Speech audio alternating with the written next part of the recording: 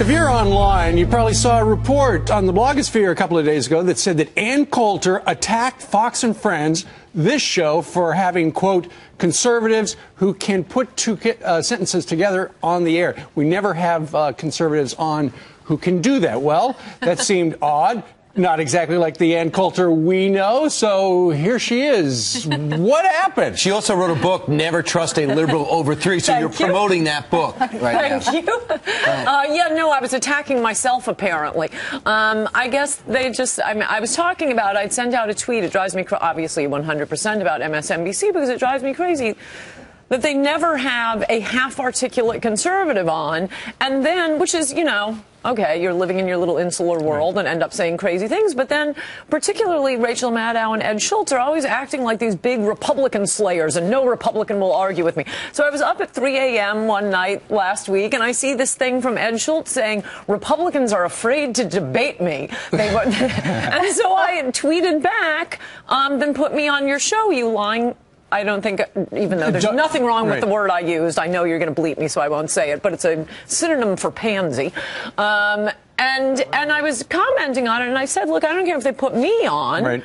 There are lots of smart conservatives, but they will not put on a conservative who can put two sentences. But how did you get involved? How did it go from MSNBC, which is what you were talking about, to Fox and Friends doesn't put any on?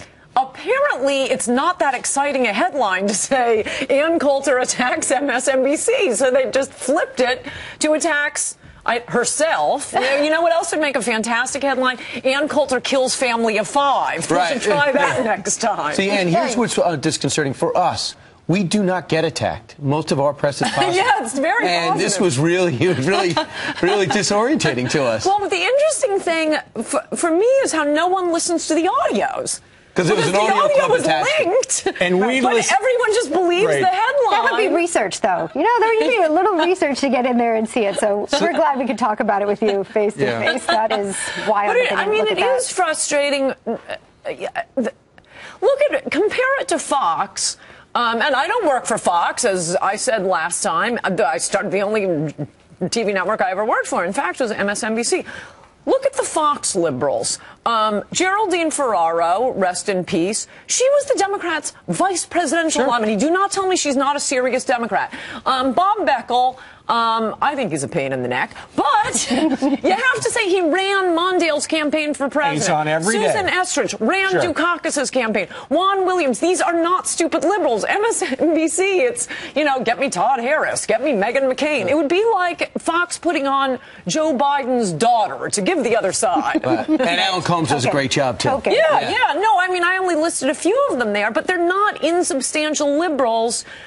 It's a real fight on Fox. We are glad that you cleared up the fuzzy facts on this one, because we were worried. We want to bring up something else a little fuzzy. What do you think about Wendy Davis and her bio on the floor there that had, you know, some details that were a little off? No, and big lying facts. The guy who wrote the article, it's important to point out, is Wayne Slater, the co-author of Bush's Brain. This is a partisan Democrat journalist. He pitched this article in a way to be favorable to Wendy Davis. Get ahead of the story, release some facts. So for one thing, he's fixating on, and he's gotten everyone else to fixate on stupid irrelevance she lied about, like was she divorced at 18 or 21? Who cares? Right. No, the big lie is how she, you know, struggled up from single motherhood and living in a trailer and made it to Harvard Law School. Well, no, she married a sugar daddy. And as soon as he finished, he raised her kids while she went to law school at Harvard. She leaves her kids, including one that didn't belong to him, behind in Texas. Right. He pays her tuition, and as soon as the last tuition payment is paid,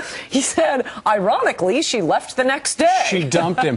Now, the word is not ironic there. So she says she should have been better about using details and stuff like that. She also says the attacks on her are from Greg Abbott's team. Greg Abbott, now keep in mind, Wait, before you say this, She says he should walk in my shoes. Well, that's a soundbite. That's a soundbite right there. Give the punchline. And the thing about Greg Abbott is he's a paraplegic. He was paralyzed when an oak tree fell on him in 1984. And here she is saying, well, he needs to walk in my shoes. If Bush said this about, and look at him, he's a handsome guy. He's done so much for himself. He has genuinely struggled to overcome being a paraplegic. If George Bush or any Republican said about someone in a wheelchair, he should walk in my shoes, there'd be a T-shirt. Everyone in America would know that. I mean, it is just so maladroit and narcissistic of this woman. Are you saying there's a double standard in the media?